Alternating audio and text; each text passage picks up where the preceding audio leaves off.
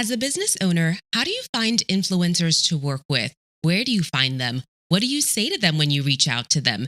How do you vet them to make sure they don't scam you out of your hard-earned money? If you're new to this influencing thing, I'm sure you have a lot of questions about where to get started.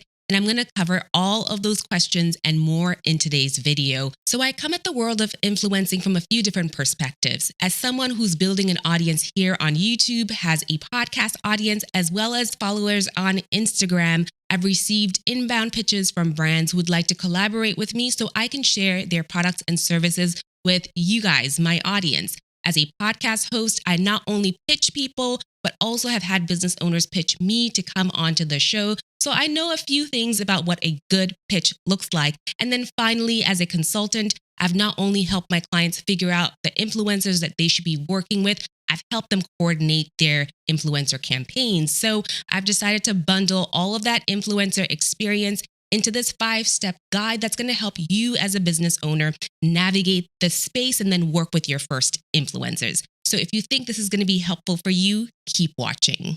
So step number 1 in the process is to get clear on why you would like to work with influencers. If you're doing this simply because you feel like this is something people do when they market their businesses and their products, you're probably not going to get the outcome you're looking for when you work with influencers, or they're just not even going to respond to you when you send your emails. So you need to see influencers as a tool or a lever that you can pull in order to help you accomplish some sort of a business goal. Maybe for Q4, you have a target on how many products you'd like to sell, and an influencer is going to help you reach that target by sharing your product with their audience, right? So either you're looking to make sales, or you're launching something new, your business, a new product, and you would like brand awareness. So you're looking to work with someone who can get the word out there, or you're just looking to create buzz. You just want excitement and engagement around a certain topic, and you're going to look for an influencer who can get you likes and shares and comments around whatever it is you're promoting. So you need to have in mind what your goal is for working with an influencer, because that is what's going to determine how you move forward in selecting an influencer to work with. All right, so that's step number 1. Step number 2 is you need to be clear on the kind of influencer you want to work with. Now, there are so many different types of influencers, but here specifically, I'm talking about the size of the influencer. There are 4 tiers of influencers. Now, there are different pros and cons of working with influencers at each of these tiers, and I'll go over them as we cover each tier. Tier number 1 is going to be your nano influencer, which is someone who has an audience size of 1,000 to 10,000 followers. Sometimes it could be slightly less than 1,000 followers. The pro here of working with nano influencers is that they have a highly engaged audience. Although they may not have that many people following them, whenever they post something, a big percentage of their audience is quick to jump on and engage with them. And because their community is still small and tight-knit, they probably have a lot more sway, and they're also able to have a lot more hands-on approach with their audience. They're still responding to every comment and every DM. They're able to really have a personal touch and a personal relationship with their audience because it's a small audience. So depending on what your outcome is, what your goal is with working with influencers, this might be a good tier for you to target. Next tier is going to be your micro influencer, which is 10,000 to about 50,000 followers. At the micro influencer level, people still have a close-knit community. But one thing to note is as the audience gets larger and larger, the audience starts to get a little bit more varied and diluted. So for example, if in the beginning, the audience of this beauty influencer started following them because of foundations, this is the foundation queen, over time, they may attract other people who just love the way they dress or love the way they talk or just love, their general aura. It's no longer about foundation. So if you're trying to work with this influencer because of foundations, a percentage of their audience may not be interested in what it is that you're trying to promote. So just be ready to get lower and lower engagement as the audience size gets larger. Okay, so that's just something that you need to be mindful of. At the next tier, you have your macro influencer, which is 50,000 to 1,000,000 followers. Now, of course, the pro here is they have a large audience. However, what I mentioned before still applies. You're going to see less engagement, meaning that if they post something, 10%, maybe less of their audience is going to be engaging with them. If they post something and people are commenting and sending them DMs, they are probably not going to be able to have that high touch responding to every single comment. And then that in turn impacts their engagement, because if I DM you and comment and you never respond, I'm probably not going to DM you again. So it's something to consider.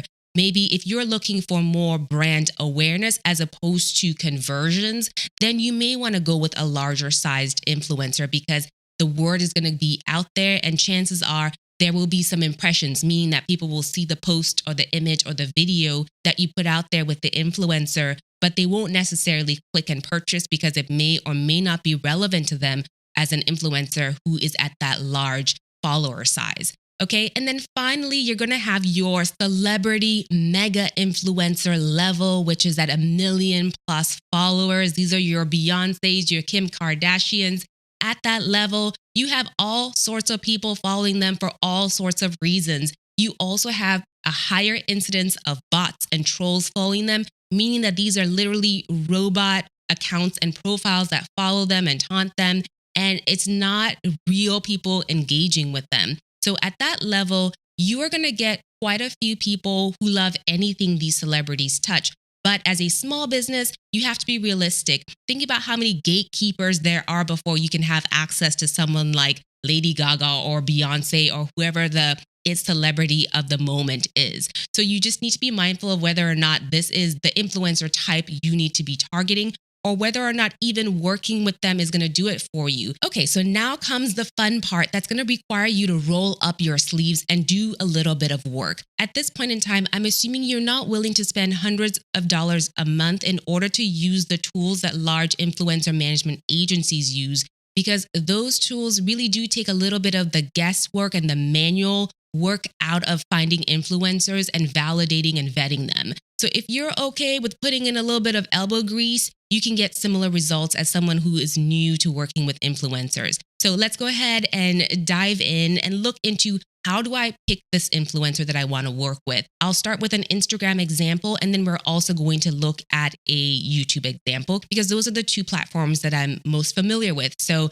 I would definitely encourage you to stick with platforms that you're familiar with, so you know how the content style works on there and you know how influencers operate on those platforms as well. Okay, so first things first, if, for example, your business has a productivity app that you would like to get out there, and you're hoping that influencers will help you get your user count up, or whatever the case may be, you want more traffic and downloads for your app.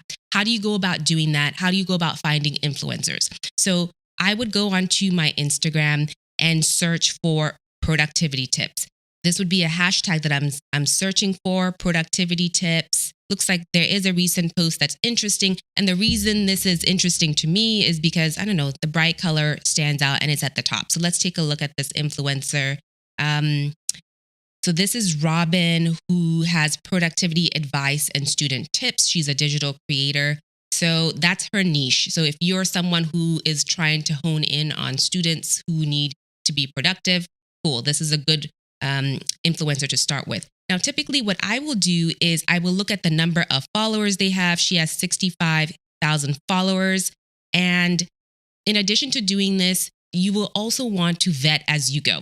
So if I look at her, I see she has 2,100 likes to 65,000 followers. And that's a good ratio for me. Where you may find a red flag is if someone has, let's say, the 65,000 followers, but she only ever has 10 likes. And you're like, okay, what's going on here? Did she buy followers? Meaning that the people on her list are not actual human beings, are not people who are engaging with her, right? So there's a discrepancy there. That's a red flag. Okay. So she has 18 comments, which is okay. I think the other thing you may find is people sometimes run ads, or they have one or two posts go viral. But consistently, she has 3,000 followers or likes, 1,700 likes. Okay. So this Robin seems like a viable option. this one looks like it went viral. And I feel like even on YouTube, whenever people post about waking up at 5 a.m., it may go viral. And she had almost 400 comments on it, 40,000 likes. Okay, so she seems interesting. There are no red flags for me necessarily. If this niche aligns with your tool that you're trying to promote, then I would absolutely put Robin on the list. The other thing that's kind of cool about Instagram is if you follow somebody, it suggests other people who are similar to them that you can follow. So as I go across, I see all these different accounts, and then you can follow the same process with them, right? So as a reminder, first we started at the productivity tips hashtag.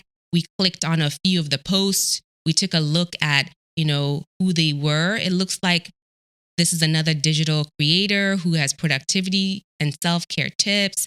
And this person has 6,500 likes, has 58,000 followers, which seems like a higher ratio. People are a little bit more engaged with her.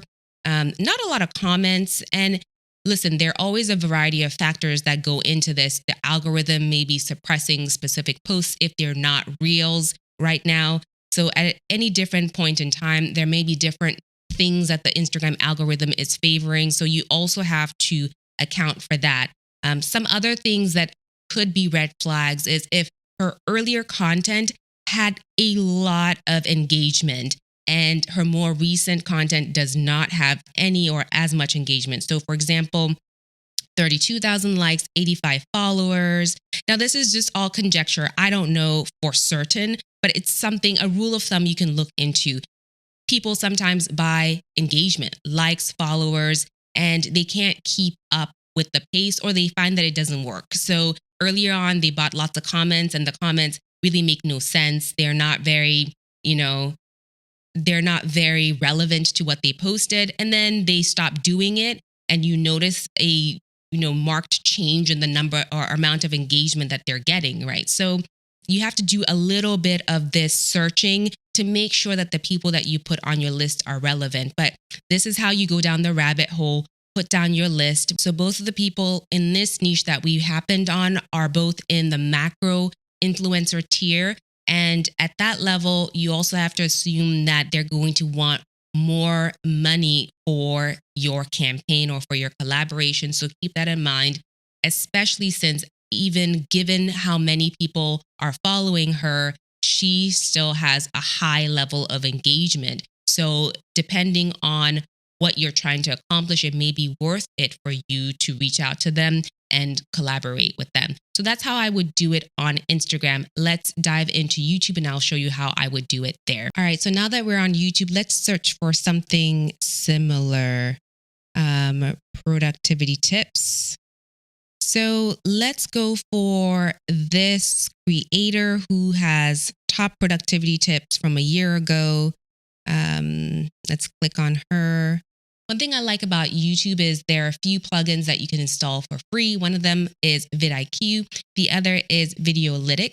And these tools give you a little bit more insight, which will help you determine how popular the creator of the video is, number one, but also helps you figure out whether or not they've purchased followers. Now, the YouTube algorithm does not reward subscribers necessarily, it rewards views. So there shouldn't be any reason for people to purchase subscribers on YouTube, but doesn't mean that it doesn't happen. So this is a good way for you to figure out whether or not they are legitimate. So for example, you can see how many views per hour this channel is getting. Let's see, if you expand that, you can see how many views the specific video got.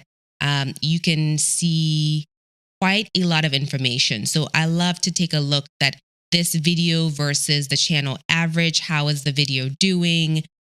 Here's a little bit more information about how many daily subscribers this channel is adding, how many views total they have, and where they rank in the YouTube universe. So if you're interested in digging down into a little bit more detail, it also shows you that this video is number one for the productivity tips tag. So this would be a good influencer or content creator to reach out to collaborate with, especially if they have a lot of content that's similar to this. So the other cool thing about having these plugins is that you can also toggle up here to just find channels that are more in line with what I searched for, which I think this is more relevant. So Ali has 610 views, and I do know that this creator has quite a few videos on productivity. So this might be one individual that we would visit, but also you can go on down the line. Let's see what else he has here. So I'm not necessarily interested in hearing the video. I'm looking at the analytics. I'm looking at the comments that people are leaving on his videos just to see what is the sentiment in general. What are people saying? Do they like it? And in general, if they're asking questions and he's engaging in the comments, that you know that this is someone who, if you create a video with them or if you sponsor them to create a video, they're going to be in the comments and people are going to talk back to them. So that's something to look at. So on the vidIQ side or Videolytics side, here are some things that are interesting about the channel. 232 million views, 3.46 million subscribers. Also, this is looking like more of a macro celebrity level influencer that may have a lot of gatekeepers, and that probably isn't where you want to start. So keep that all in mind as you are trying to figure out who you should be engaging with. Now, the other thing I love about having these plugins installed is that right on the search page, it lets you know how many subscribers somebody has versus how much engagement they have on those videos. And sometimes you'll find a page that doesn't have that many subscribers, but a ton of people tend to watch their videos. So when someone doesn't have a ton of subscribers, they're more likely to negotiate with you or work with you if you have a smaller budget. As someone who is a small business and new to working with influencers, they may be more willing to work with you. So that's really how I would compile my list of influencers within a niche that really is relevant to whatever it is that you are trying to reach out to them to promote. So if you are reaching out to an influencer, make sure that you've done your research and make sure that it's actually relevant to whatever it is that they do, and that you're not reaching out to someone like me, asking them to promote your muscle milk as a bodybuilder, because I'm not a bodybuilder. And when I see those, I don't even respond because it's clear to me that they have not done their research. And in fact, if for some reason they offered me a ton of money and I came in front of you guys promoting muscle milk, you look at me sideways because it has absolutely nothing to do with what it is that we talk about here when you see me every week. So be sure that as a business owner, you are doing your research and you're reaching out to influencers who are relevant to the product that you are trying to sell, and that this is something that they're going to be proud to promote to their audience, right? So be mindful of how you're reaching out to influencers. So let's talk about how you do that. I've received a lot of pitches from people, and I have sent a lot of pitches, and I've put together a template that you can certainly borrow that I know has worked on me and has worked for me and my clients. So I'll go ahead and read one off to you, and then we'll break down all the different parts. So, hi, influencer name. Please, please, please actually address people by their names. Do not misspell their names, because that is clue number one to me that this is just a highly broadcast scattershot email that was sent to 100 other influencers, and it lacks that personal touch. So absolutely use the person's name, address them correctly, not sweetie, not honey. I absolutely cannot stand that. That's a pet peeve of mine when people cannot address me professionally. So that's tip number one. Hope you're doing well. I came across your whatever platform you came across them on. So either your Instagram, YouTube, TikTok, website. And I'm reaching out because I think you do a great job with your content, especially your recent post on X. So at this point, you want to insert a post of theirs that you thought was good and effective. It shows that you've actually seen their work and you're not just blindly reaching out to them. Next, I have an exciting paid, or if it's not paid, if you are going to be paying them in kind, meaning you're sending them products, mention that here and help them make that decision pretty quickly about whether or not they're interested. I have a paid or paid in kind collaboration opportunity for my brand. and insert your brand name. We've partnered with content creators and if you haven't partnered with anyone, you just omit this part. But if you have partnered with other influencers before, this is where you would insert it. We would love for you to do a 10-minute video, 5-slide carousel post, 3 IG story sequence, whatever it is you're asking of them. Be clear about what it is you want them to do on what platform, right? What do you want them to create on what platform? Give them a high-level overview here on YouTube of you showing our product is useful for a mom, content creator, business owner like yourself. So insert who they are. Once again, this shows that you've done research and you have some clue who they are, what they do, and why it is you feel like your product is going to be relevant to their audience. Don't just send out scattershot emails to people, because that's one way that you will not get a response back, because people are busy, their inboxes are full.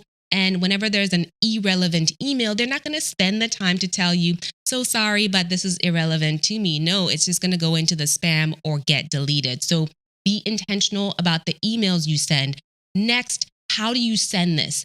I typically prefer to receive this in an email inbox. So do your research. Most likely people will have their email addresses in the link in their bio on TikTok or Instagram, or in the description box on YouTube. They have some way of contacting them, or on their website, there's an About Me page, contact me link, something. Start there. If you don't receive a response, I would typically give it a week. Don't start following up after 24 hours, because people are busy and they're probably not going to get to your email, especially if they don't have help or they're doing this part-time. You want to be mindful that they are busy just like you are. I know you're anxious to start working with them, but I would say don't reach out last minute so that you don't come across as desperate. Give it a lot of time before you actually need them to roll out or do whatever it is you're requesting of them. Okay, so if they don't respond to your email after a week or so, I would then go into the DMs of whatever platform they typically are most active on. And I would say something to the effect of, "Hi, influencer," address them by name. "I recently sent an email to," say what the email is, "about a paid collaboration that I would love to have with you. Please let me know if this is the right place to send it. I look forward to hearing back from you." And then I would leave it at that. That's at least a second place that you have nudged. And then I would go back to your email after another week and just bump it to the top in that way. Be respectful in your tone, because people don't owe you anything. I think if you have the attitude that they need you, that's very off-putting to begin with. So just be mindful about how you're approaching influencers, and that is a template that you can use to do so. Next, I would say if you're lucky enough to get the campaign and get it rolling, I would encourage you to ask for screenshots, statistics from their back end about how the campaign performed. I don't recommend this because you're going to get results right away, but I think it's always a good starting point to see what the impact was a month after, for example, the campaign is rolled out. Sometimes, depending on the platform, you may see instant results, like maybe on TikTok or Instagram Reels, you may see the reach that you're looking for. But on other platforms like YouTube, it may take a little bit of time for the search traffic to come through, or for the video to get caught up by the YouTube algorithm, and for that video to start getting recommended to people on YouTube. So patience is the name of the game, but it's always helpful to get some sort of report. The next thing I would recommend is, after the campaign, keep in touch, because if things work with that one influencer, you certainly want to work with them again. And you can often get recommendations for other influencers in their circle that they think would be great for you to partner with. So don't be shy. Relationships will make or break the success of whatever it is you're doing whenever you are running an influencer campaign. So there you have it. This is how I would approach working with influencers for the very first time. Let me know in the comments which of these tips you found helpful. If you have tried it before, let me know where things went wrong. And hopefully you get the confidence you need to take the leap into working with influencers, because we have all seen how impactful influencers can be when it comes to getting the word out about a business. All right. So thank you for stopping by. We'll see you right back here next week for another video. Bye.